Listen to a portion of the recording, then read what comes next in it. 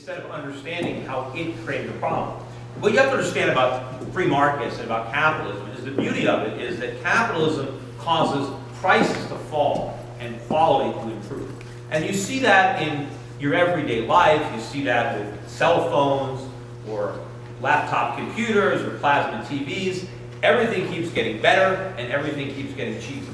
Where that doesn't happen is where the government gets involved and distorts the market so that market forces are not permitted to operate. So we have to look at healthcare and say, why is healthcare getting more expensive? It should be getting cheaper, just like plasma TVs. The reason it's not getting cheaper is because of government. So we can remove the impediments that government has built into the healthcare system that are preventing the market from functioning. So the first thing is to separate healthcare from employment. Most people in this country get their health insurance from their employers. It wasn't always the case. Right? People say, well, why is that? What? I mean, I don't get my fire insurance. I don't get my car insurance for my job. I don't get, my life insurance. Why do I get health insurance from my employer? Well, that's because of the government. The government passed a law that said if your employer gives you health insurance, you don't have to pay taxes on it.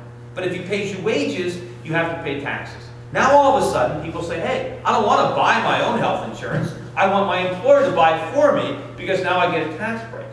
And now, not only that, but people now want their health insurance to actually pay for their medical costs. Because if they can pay for their medical costs through their insurance, then they get a tax break. And so what we've done is we've got all these people using insurance for things that we shouldn't be using insurance for. And you have this giant third-party system, payer system, where there's all these moral hazards because no one cares what anything costs. Meanwhile, you go to the doctor with a sprained ankle or a flu, and he's got 3 or 4 people filling out insurance claims. The costs are astronomical because the government has got everybody through the tax code into this overutilization of insurance. Insurance is supposed to be for major expenses that are very unlikely to happen. Right? It's supposed to be for cancer. It's supposed to be for big things. If you have normal, you get sick, you're not supposed to rely on your insurance to buy your prescription drugs. You're supposed to pay for that out of your savings, out of your own pocket, so that you're concerned about what things cost. So the best way to solve this, I think politically right now, the easiest way to get rid of that is to pass a law and allow employees to opt out of employer-provided insurance and take the cash tax-free instead. So if you've got a job and your employer is giving you $10,000 worth of health insurance, you can say, you know what, I don't want the $10,000 worth of health insurance, I'll take $10,000 in cash. And then not pay taxes on that.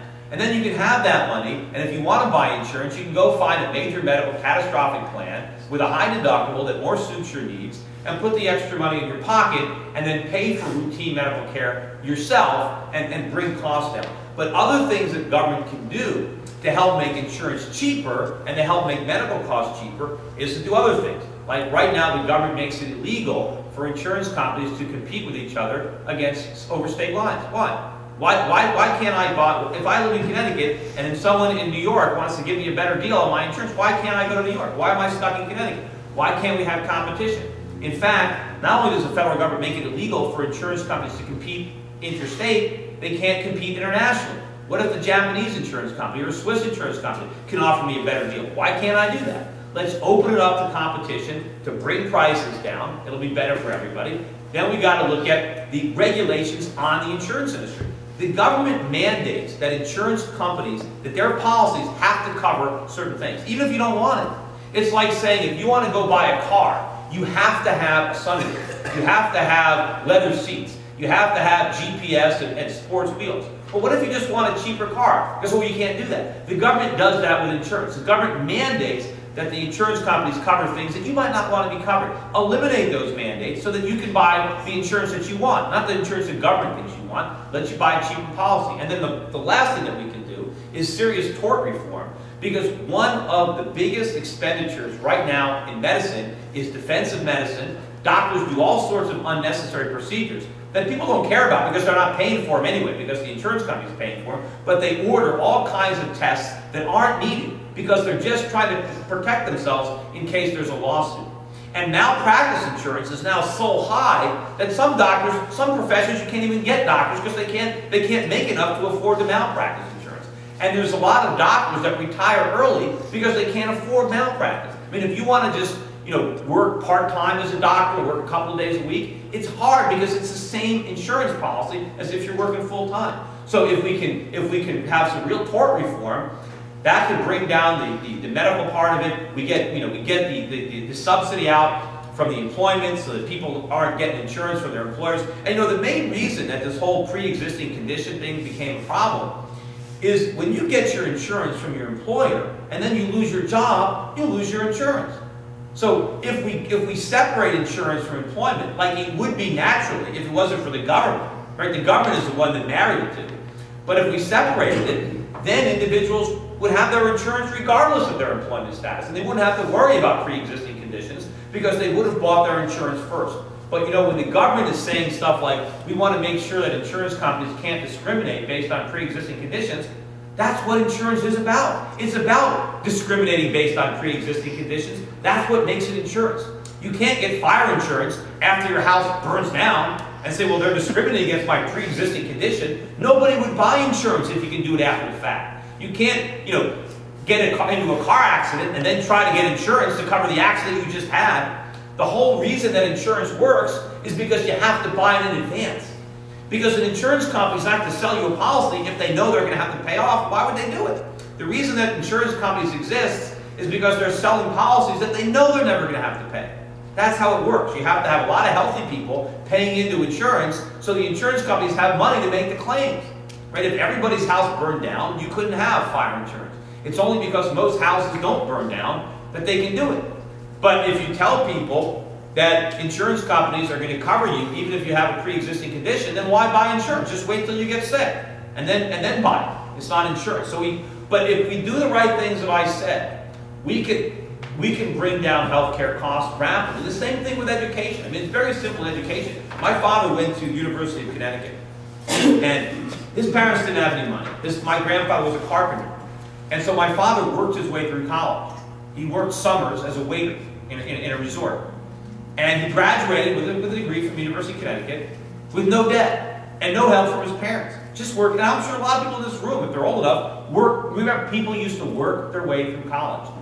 Now what happens is the government comes in, and in order to get students to vote for them, they promise government-guaranteed student loans, as if this is helping out the students. But all it's done is drive tuitions through the roof, because the students don't get the money, the universities get the money. So now you have colleges that raise their tuition 5 or 10% every year, because the government is guaranteeing student loans, meaning that they can now afford to pay those inflated tuitions. But if the government backed out of the student loan program, if the government refused to guarantee student loans, college tuitions would plunge. Otherwise, nobody would go to college. And the universities aren't going to sit there with empty classrooms. They would be forced to make serious cuts in their budgets because it doesn't make any sense. Why is it that college education is more expensive today? If you figure it out, 50 years ago, I mean, they didn't even have computers. They didn't even have typewriters. How did they keep records? How did they keep track of who was in class? And the classes were small. Now you got hundreds of kids in a lecture. I mean, it should be so inexpensive. College should be so cheap based on all the computers, all the technology, and how many kids are going, all those economies of scale. Education should be much less expensive today than it was 20 or 30 years ago. The only reason it's not is because the government is involved in it. The government is insulating the universities from competition. It's distorting the market, and we need to end it. And if we get the government out of education, and we get rid of the Department of Education, we get the government out of healthcare, and get rid of the Department of those things, prices will drop for healthcare, prices will drop for education, and quality will improve. How can you, as one senator, influence the whole 100 senators? It's got to start somewhere. It's got to start somewhere. You know, I've influenced a lot of people. You know, I have 15,000 clients that I've influenced and helped them to understand the problems in the country and help them to change the way they view their investment strategy and what they do with their money. You know, I think it's just, you know, I got to make progress one at a time. I mean, I'm not going to get there in one day and get all 99 senators to fall in line. But it's a question of, you know, one at a time. I mean, maybe first it's 1 against 99, but I can, you know, convince a few people. I can have lunch with these guys. I can knock on their door. I can talk to them. I can try to educate them and get them to understand, you know, what's going on and their role in these problems and what needs to be done. And, you know, we are in a very serious position as a nation. We don't have a lot of time. This calamity or crisis is going to unfold very rapidly. And so we need to decide who we are as a nation. And I think our politicians, some of them, there could be some good people there. There could be some people who would act more heroically if they